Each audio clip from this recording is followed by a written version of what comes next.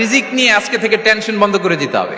আমাদের কাজ হচ্ছে চেষ্টা করে যাওয়া, প্রাণান্তকর প্রচেষ্টা করা, আমাদের রোলটা আমরা প্লে করব, কিন্তু রিজিকের ফয়সালা করবে একজন, তিনি কে? ইন্নাল্লাহা হুয়ার রাজ্জাকুল কুওয়াতিল মাতিন। এটা নিয়ে চিন্তিত হওয়ার কিছু নাই প্রিয় ভাই এবং বোনেরা।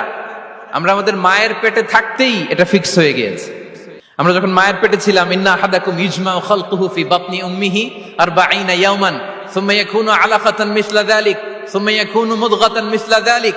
আমরা যখন মায়ের পেটে ছিলাম 40 দিনে আমরা নুতফা স্টেজে ছিলাম, 40 দিন আমরা আলাকা স্টেজে ছিলাম। আমার মায়ের জরায়ুর দেয়ালে আমি লেপ্টে ছিলাম। 40 দিন আমরা ছিলাম এ ভেরি লিটল ফ্ল্যাশ, একটা ছোট্ট গোশতের টুকরা।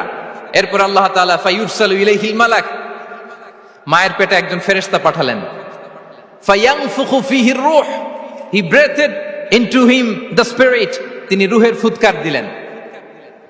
ওয়া ইউমারু বিআরবা'i কালিমাত, চারটা জিনিস তখন লিখে দেয়া হলো। বিকাতবি রিজকিহি ওয়া আজালিহি ওয়া আমালিহি ওয়া শাকিয়ুন আও সাঈদ, তার রিজিক কি হবে লিখে দেয়া হয়েছে মায়ের পেটে যখন ছিলাম। আপনারা তো এখন চিন্তা করতেছেন, চিন্তিত, কিন্তু মায়ের পেটে থাকতে আল্লাহ তাআলা এই রিজিককে ফিক্স করে দিয়েছেন। সুবহানাল্লাহি ওয়া বিহামদি।